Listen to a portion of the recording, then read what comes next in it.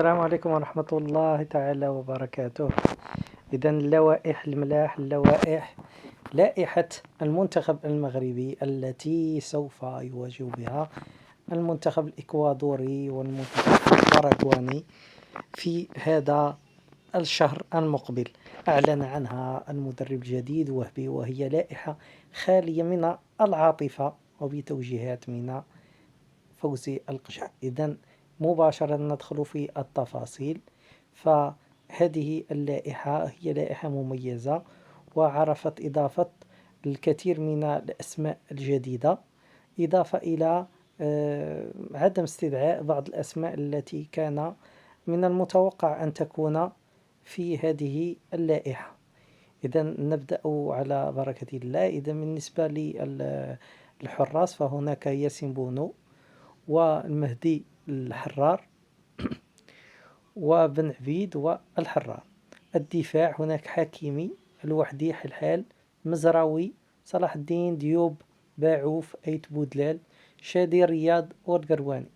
وسط الميدان هناك المرابط، وناحي، الخنوس، صباري، العينوي، ترغانين وحريمات. الهجوم هناك دياز، الزولي، جاسيم، كعبي، عدلي، الزابيري ورحيمي. إذا هذه اللائحة المتنوعة والتي جاءت متكافئة وتم استدعاء الكثير من الأسماء التي تألقت خاصة في كأس العرب، إضافة إلى بعض المتألقين من كأس العالم للشباب كياسين الزابيري الذي لا يشكك أحد في موهبته، والتي كان من الغريب عدم استدعائه لكأس إفريقيا من طرف وليد الركراكي.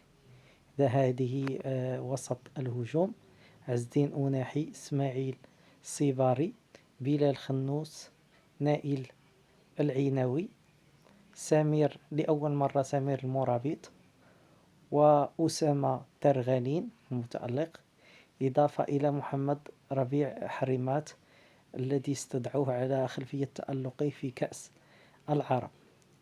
إذا بالنسبة لحراس المرمى فهناك بطبيعة الحال ياسين بونو، إضافة لأول مرة تم التخلي عن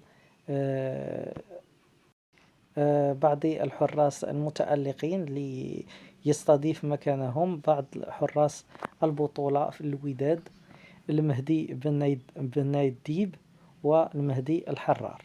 إذن تم استعانة بهم لتعزيز الخطوط. وهذا وينتظر في بداية هذا الشهر إن شاء الله أن يتم ترقية المغرب إلى المرتبة الخامسة عالميا، وهو إنجاز غير مسبوق، لا إفريقيا ولا عربيا ولا على مستوى الوطني.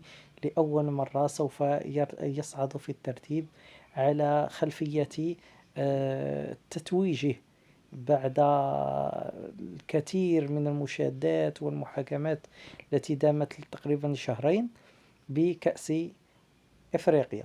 هذا التتويج سوف يجعله يصعد في الترتيب ليحتل المرتبة الخامسة. إذا كما نلاحظ بالنسبة للهجوم فتم الإبقاء على أغلبية العناصر الأساسية، إضافة إلى إضافة ياسين الزيباري وشمس الدين طالبي. أما بالنسبة لإبراهيم دياز فقد أصبح مرشحا فوق العادة للكرة الذهبية بعد تتويجه بالكأس الإفريقية، وهو ترشيح قوي ورفع حظوظه بشكل كبير للفوز بالكرة الذهبية على المستوى الإفريقي.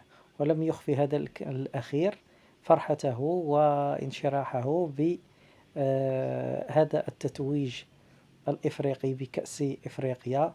ولا عزاء للحاقدين، حيث أنه وضع بوست مضحك في انستغرام يشمت فيه بالمنتخب السنغالي.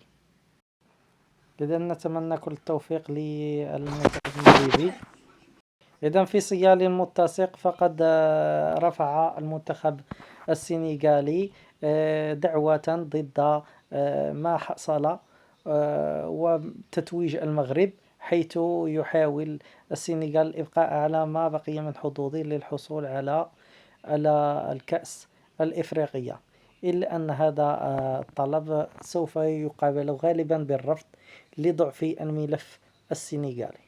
إذا شكرا للمتابعة، لا تنسوا الاشتراك في القناة، والسلام عليكم ورحمة الله تعالى وبركاته.